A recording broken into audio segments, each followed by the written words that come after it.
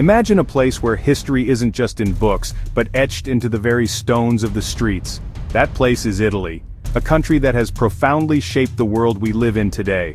A magnificent collection of tales stretching back thousands of years, from a legendary founding on 7 hills to its rise as the heart of a vast empire. The legend of 2 brothers, Romulus and Remus, raised by a she-wolf. Romulus founded Rome in 753 BC. Around 509 BC they created the Roman Republic. Citizens elected officials to represent them. The Forum, a bustling public square for trade, the Roman army, organized legions. The 12 tables, written laws so everyone knew their rights and duties. Roman engineers built roads, aqueducts that linked the empire.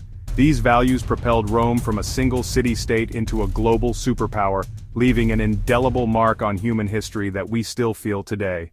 The Roman Republic eventually gave way to something even grander and more powerful: the Roman Empire. This transformation began with a famous figure you have surely heard of, Julius Caesar. He conquered vast territories, including Gaul, modern-day France. Although Caesar was assassinated in 44 BC, his adopted son Octavian ultimately triumphed. Under the emperors, the Roman Empire grew to an astonishing size. It stretched to Britain in the northwest. It reached Mesopotamia in the east. It encompassed the entire Mediterranean Sea, Mare Nostrum. To manage it, the Romans built an incredible network of roads. They perfected the arch. Arches made massive structures possible, like the Colosseum. The Colosseum could hold over 50,000 spectators. They also built aqueducts, long channels bringing water from distant mountains. That water served public baths. That water fed fountains. That water reached homes, improving public health and sanitation. Perhaps the most enduring legacy is Roman law. Roman jurists created a legal framework valuing evidence. They valued witness testimony. They promoted the idea a person is innocent until proven guilty. Latin became the basis for Italian. Latin became the basis for French. Roman art and architecture, with realism, grandeur, and order, set a standard imitated for centuries. The empire was a true melting pot of ideas and innovations. Every great empire, no matter how mighty, eventually faces its end. For the Roman Empire in the West, this decline was long and complex. By the 4th and 5th centuries AD, it struggled with many problems, and it faced constant pressure on its borders from groups the Romans called barbarians. In 476 AD, the last Western Roman emperor was deposed, seen as the end of the Roman Empire and the start of the Middle Ages.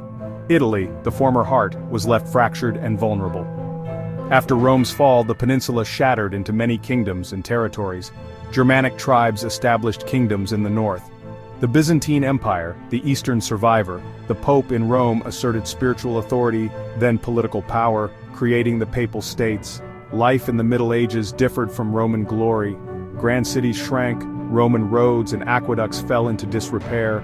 Society became localized and rural, centered on fortified castles. The Catholic Church became the most powerful and unifying institution. Its influence was felt everywhere in Italy. Monasteries became centers of learning, preserving ancient texts. Despite chaos, Romanesque cathedrals rose, Gothic cathedrals rose. By the late Middle Ages, city-states rose. Venice, Florence. They grew wealthy through trade with the East. They were ruled by powerful families, like the Medici in Florence, who used wealth to fund art and architecture. Following the turmoil of the Middle Ages, a new spirit of creativity and discovery began to sweep across Italy. This period, which began around the 14th century, is called the Renaissance, a French word that means rebirth. It was a time of renewed interest in the art of ancient Greece and Rome. It was a time of renewed interest in the literature of ancient Greece and Rome. Wealthy merchant families, princes, popes became great patrons, using their money to commission breathtaking works of art and architecture. Florence, Rome, Venice became vibrant hubs of innovation, attracting the most brilliant minds of the age. The Renaissance was not just a rebirth of old ideas, but a powerful movement. It placed a new emphasis on human potential, reason, and individual achievement. The art of the Renaissance was honestly revolutionary. Artists broke away from the flatter, more symbolic style of the Middle Ages and really sought to create art that was realistic, emotional, and three-dimensional. They studied human anatomy to portray the body accurately and developed new techniques like perspective to create a sense of depth in their paintings. This era produced some of the most famous artists in history. Think of Leonardo da Vinci, a true Renaissance man, a painter of masterpieces like the Mona Lisa, also a scientist, an inventor and an engineer. Then there was Michelangelo, the sculptor who carved the magnificent David from a single block of marble and painted the awe-inspiring ceiling of the Sistine Chapel in Rome. Its legacy would shape the course of Western art, science, and thought for centuries. While the Renaissance saw Italy leading the world in culture and art, the peninsula remained a patchwork of rival states. For centuries after the Renaissance, Italy was a battlefield where larger European powers fought for control: France, Spain, Austria. This long period of foreign domination meant people thought of themselves as Florentine, Venetian, Roman, not yet Italian. The memory of Roman glory and the shared Renaissance heritage kept the idea of a united Italy alive in poets' and thinkers' minds.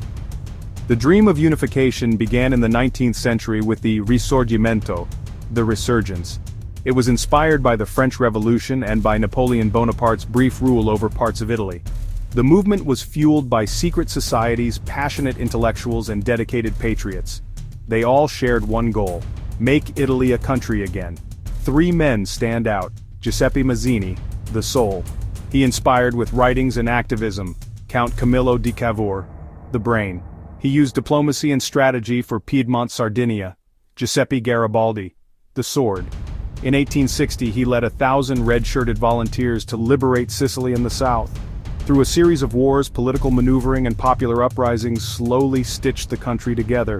In 1861 the Kingdom of Italy was proclaimed with Victor Emmanuel II as king. Venice was added in 1866. The final peace fell into place in 1870 when Italian troops entered Rome, making it the capital. After more than 1,300 years of division, Italy was finally one country. The long and difficult road to unification was over, but the challenge of building a unified national identity had just begun. The newly united Italy faced many challenges in the late 19th and early 20th centuries. It was still divided by regional differences. It navigated the turbulent waters of World War I, and then fell under the fascist dictatorship of Benito Mussolini, which ended in the devastation of World War II. Yet, in the aftermath of the war, Italy experienced a remarkable recovery. In 1946, the Italian people voted to abolish the monarchy and establish a republic. The country then underwent an economic miracle, transforming itself into one of the world's leading industrial economies, and a founding member of what would become the European Union. Today, Italy is celebrated around the globe for its immense cultural contributions. It is a world leader in fashion, with iconic brands from Milan defining style and elegance, Italian design, from sleek furniture to high-performance sports cars like Ferrari and Lamborghini, and of course, there is the food.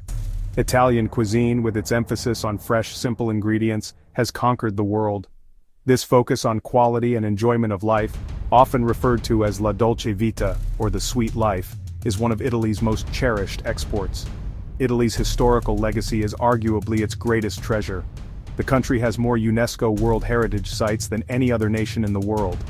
Every year millions of tourists flock to see the ruins of the Roman Forum, marvel at the art of the Uffizi Gallery in Florence, float through the canals of Venice. This rich tapestry of history is not confined to museums. Ancient temples stand next to Renaissance palaces, and medieval bell towers overlook bustling modern piazzas. To walk through an Italian city is to walk through layers of time, with reminders of its epic story at every turn. From the legendary birth of Rome to its modern-day status as a capital of culture, Italy's story is one of resilience, innovation, and an enduring passion for beauty. Its influence on law, language, art, science, and philosophy is honestly immeasurable. The epic journey of Italy is a testament to the power of human creativity and the lasting importance of its heritage. It remains a special and beloved place, a country that continues to inspire and enchant all who experience its timeless charm and vibrant spirit, forever a protagonist on the world stage.